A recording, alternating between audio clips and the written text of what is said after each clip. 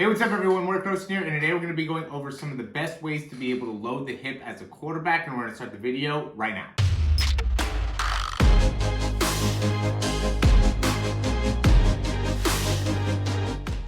Okay, so this is something that I've seen lately is quarterbacks really having a hard time of being able to kind of load into their throwing hip, right? So you get to the back of your drop or even just like stepping and loading and not really understanding how to have the flexibility needed in that back leg to be able to really create the right amount of load or knee bend to be able to then, push off and get the right rotation within that back leg. So I thought I'd go ahead and give you guys some exercises to be able to help you out with just that issue. So, big thing that you want to do here is you can see I'm kind of jumping laterally, and this is onto my right leg, and I'm really wanting to bend my knee, try to stabilize the best I can, and then jump back. This is probably the best exercise to be able to work on this, just because it gets a little bit more of just the lateral stability on both sides. But, big thing too is just building up the strength there. So here we're gonna go into some single leg squats. That will be a great way to be able to do that. You could load these exercises as well. This is gonna be a video just for kind of general athletes to be able to work on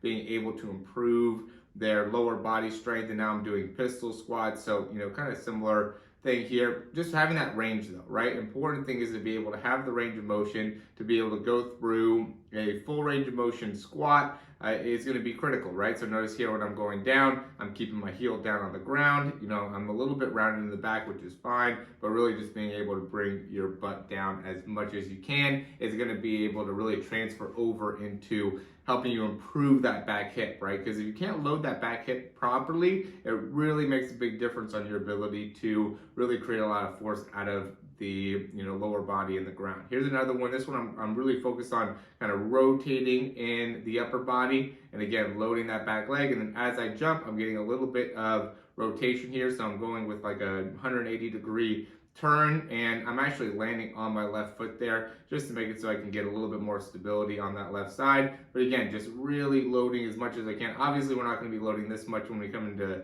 throwing, but when we're training to be able to improve how much force we can get off that back leg, being able to really load into that's going to be important. Here's another good one, and again, this one you could do this with weight as well. I usually recommend doing the single leg rear foot elevated squats when it comes to improving your lower body power, just because it helps you improve that balance on one leg when you're going and just doing one side instead of both sides. But just doing a two-legged squat would also be a good thing to do as well. You could load this as, again, I'm just going and going unweighted, but then because I'm going unweighted, I'm really rotating with my upper body into that squat just to make it so I can get more range. And that's going to be similar to what happens when you kind of load, when you get to your back step in like a 3-step drop, 5-step drop. You're really going to be turning with the upper body and loading that hip simultaneously, which I think is an important thing to be able to understand how to do in order to maximize your performance and your ability to generate force out of that back hip, right? This is all just going to be exercises to help you in generating force off the back hip. These are things that you could do on a daily basis if you just went through all of these, once a day for, 8 reps on each of them around over a period of time. It would really make a big difference on how well you're able to create force out of that back hip, back leg, to be able to throw the ball a little bit further and with a little bit more velocity. Here I'm just controlling my knees as I'm squatting down. Again, just really sitting back into the hip, doing the same thing I was doing with like a single leg squat, but this time just going and really sitting down. This will make it so I could really sit back, right? There's some people that have a hard time kind of sitting back as they're going through the range. So you can see here, sitting my hips back, keeping that spine straight. This is a good one to be able to do. And this, the idea for having all these different exercises is whichever one ends up being the most successful for you. If there ends up being a few of these that end up working out, great. If there's, a couple of them that are particularly difficult, then I would say definitely do those more often, right? This one, I'm really just controlling the ankle range of motion, being able to keep my heel down as I'm squatting down. Also really want to keep my shoulder blades together, chest up. Don't want to be rounding too much in the back. Want to keep that back pretty straight. But as I'm going through this single leg squat here, again, just really putting a lot of pressure on the range of motion within that hip and being able to load that hip. Okay, these are all just loading the hip exercises. Some of them might put a little bit more on the ankle, but it's still about loading the hip. This is a good morning exercise. I usually do this with weight, but here I'm just doing it with the little dowel here. But typically I would put a good amount of weight on there, maybe 135, something like that, to be able to load that hip and lower back. This is a really great exercise for sprinting as well. But you can see I'm just doing this just to be able to sit back and have plenty of range within that back and within that hip. So, same type of thing that I've been doing over and over again here, just doing it in different types of exercises. And I do think the more variety that you can show your body, the better likelihood you're going to have the end result. So by doing all these different mixtures of exercises, you're really going to learn and understand how to load that back hip, which will really make a big difference in your throwing power.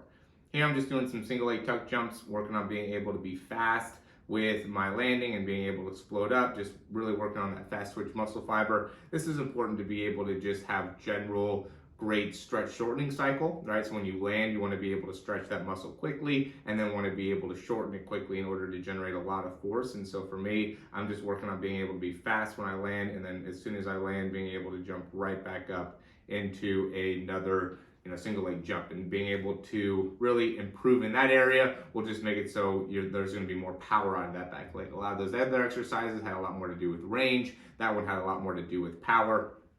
This one's another good one, just a great range of motion here, just lateral shift side to side, just making sure that we have plenty of range of motion within the hips when it comes to the lateral movement. And then here's just another power exercise. So just working on the broad jumps, being able to understand how to load within the arms, making it so you understand how to generate force off the ground. I'll do at least 20 to 30 of these jumps per day, just to be able to continue to build up power within my lower body. And that has a huge impact, again, with my sprinting stuff, but then also in being able to very effortlessly throw the football a fairly long ways. I'm not really concentrated a ton on being able to throw the football really far. I'm just working on some of the keys within the mechanics here, but still being able to consistently throw the ball about 55 yards is something that I want to be able to continue to do, and I am, because of the working on the lower body. I haven't been doing as much in the upper body, really been losing a good amount of weight and muscle within the upper body. And so, having to be able to account for that by being able to really strengthen the core and the lower body has made a big difference for me. So that's why I wanted to show you guys some of these exercises that have been really benefiting my throwing power by really just focusing on the lower body and taking some of the focus off of kind of the shoulder and just the upper body strength, and having just really a good quality wrist flick, and then also good understanding of how to utilize the lower body and core to really maximize performance. So as always, guys, if you like the information, go ahead and click that thumbs up down below. Subscribe to the channel if you haven't already. And if you have any questions or comments or recommendations, you can leave those down below.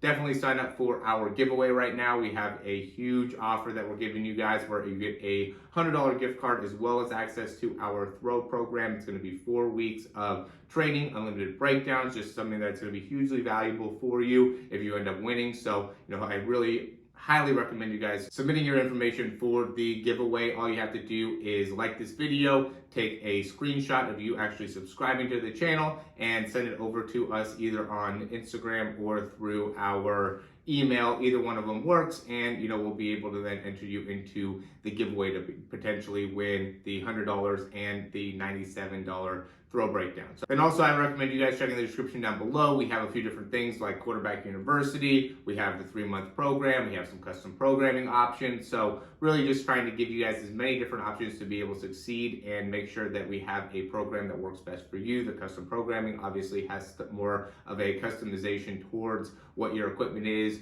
what it is that you're looking to get out of a program, and really making sure that we're able to interact on a fairly regular basis, whether it's through Zoom, through breakdowns, however the case may be. We want to be able to provide the most value for you to help you in improving as a quarterback. Most of the people start off with breakdowns, but then end up going into Zooms as well. I want to be able to connect with you guys. I want to be able to help you out. So whatever ends up being the best case for you, we want to be able to do that. So, the custom programming is a great way to be able to make that happen. We can also do the 3-month program. I think that's another great option, just because you're going to get 3 months of programming, training, as well as some great videos when it comes to coverages and being able to understand how to read defenses, as well as all the breakdowns and the zooms. So, that's a great option as well. All that's down below in the description, as well as a couple different free options like our free ebook, our free 7-day trial. So check out the description if you have any interest in any of those things. Again, thanks for watching. If you're still watching now and haven't clicked that thumbs up, go ahead and do that right now. That really helps us out a ton, and we will talk to you soon.